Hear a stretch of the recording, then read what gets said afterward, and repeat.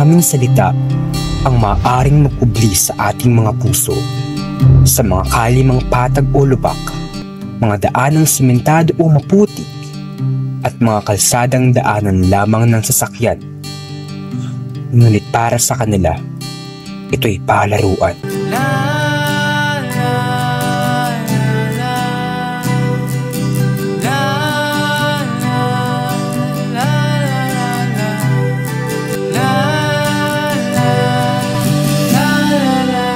Ano ang pangarap ng isang bata? Mula sa bayan kung saan nananahan ang maninining na tala ng lalawigan ng Bulacan, tahanan ng Negrosang Birhen ng La Purisima Concepcion, at matitikman ang pinakamalilutong na chicharon. Isang musmus na bata ang madaramdan, si Bochak. Isang batang masiyahin, matandain sa gunita, at may pusong bukas sa bawat taong dumadaan sa kanyang diwa. Sa lansangan, ang paligid niya tila isang paraiso. Laruan ang likabok, tahanan ang kalsada at kanto.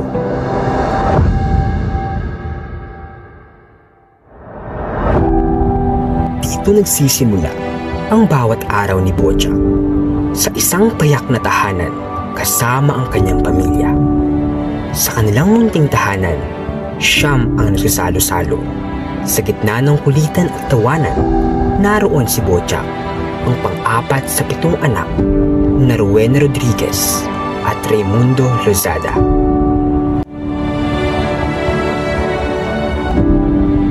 Si Rowena, ang ilaw ng tahanan, nagtitinda ng sampagitan sa simbahan ng La Purisima Concepcion, at si Raimundo, ang haligi ng kanilang pamilya, isang construction worker.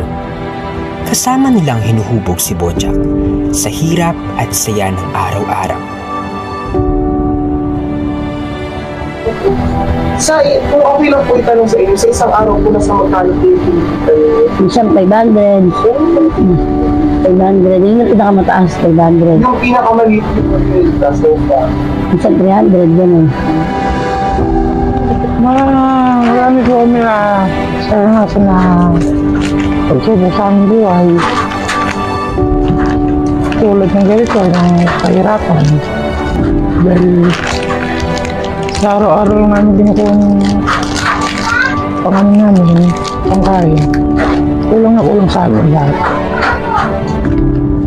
Kabila ng sipag at tiyaga ni Rowena at Raimundo sa pagkakayod, hindi pa rin sapat ang naiuwi para sa pang-araw-araw na pangangailangan.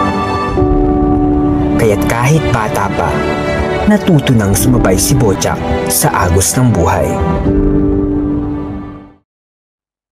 Marcelo, Lolita at Avelina.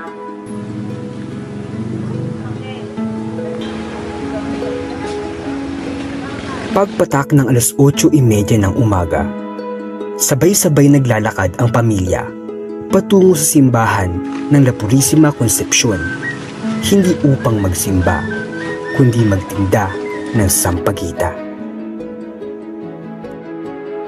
Mga bata nasa lansangan lang na nasa isip ko sa kanila is may buhay sila na kailangan din na makita.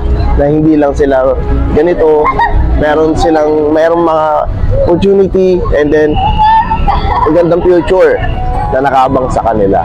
So, we, as a magician, as an entertainer, nagpapaalala kami sa kanila na patuloy kayong mangarap. Dahil dito, hindi lamang nila naging palaruan ang lansangan. Nagsilbi rin itong paaralan, habian ng mga simpleng aral at hanguan ng karanasan.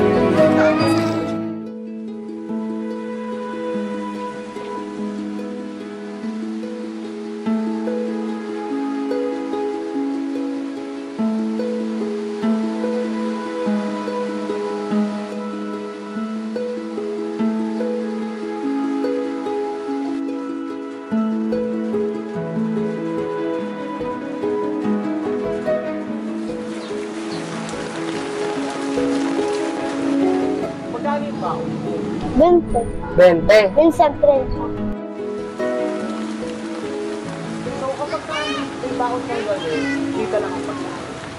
Dala-dala ko nila.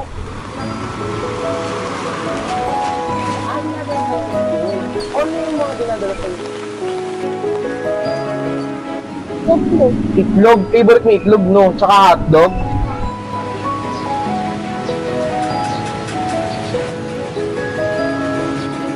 Alauna ng hapon, tapos na ang klase ni Bochak.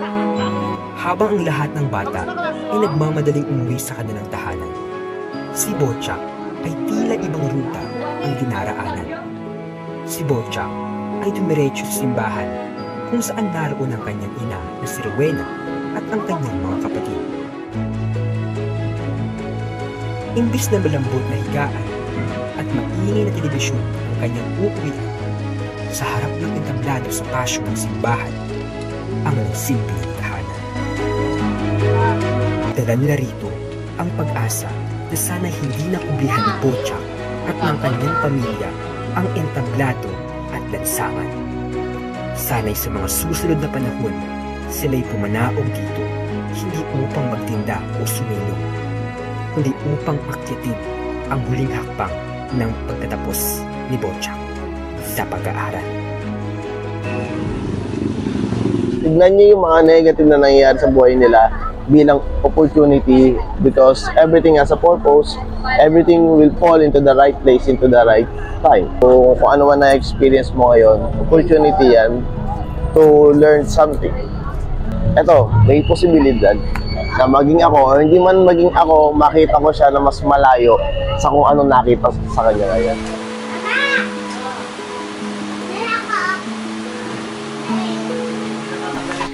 Pagtapos ng pag-aaral niya, pipilitin ko kahit na tumanda ako pa. Maiyaw lang sila sa pagtapos lang sila. Yun lang gusto ko sa nila.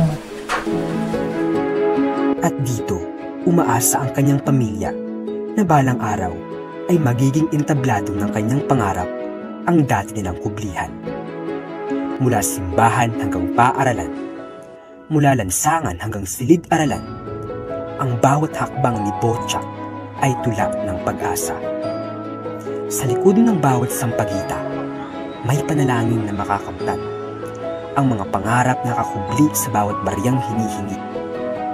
Ngunit, sa gitna ng init at pagod, may mga pagkakataon na napupuno ng saya at pagmamahal. Mga sandaling nagiging bata sila bago muling magtinda at hamunin ng laban ng buhay. Sa patuloy na ikot ng gulong ng mga sasakyan, sa paisa-isang bariyang lumalapat sa kanilang palad, at sa parami-raming destinasyon ng kapalaran, may natatanging daang hindi maaaring lagpasan. Ang pagiging batay hindi pwedeng lagtawan. Sapagkat bawat wakas ay may simula at bawat simula ay may wakas. At sa lahat ng ito, iisa ang dahilan. Dahil minsan tayong nangarap ng mataas pa sa mga ulap. Humiling sa ating mga magulang ng isa pang akap at tumakbo sa lansangan na para bang laro ang kwento ng buhay. Ang lahat ng ito ay may saysay dahil minsan na nating tinignan ang mundo bilang isang malaking palaruan.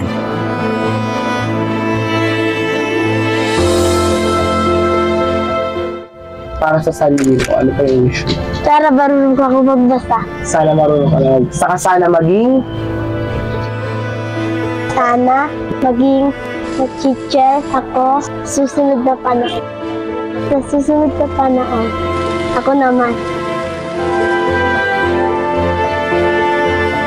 Maraming lugar ang maaari nating puntahan. Ngunit, hindi lahat ay pwedeng balikan.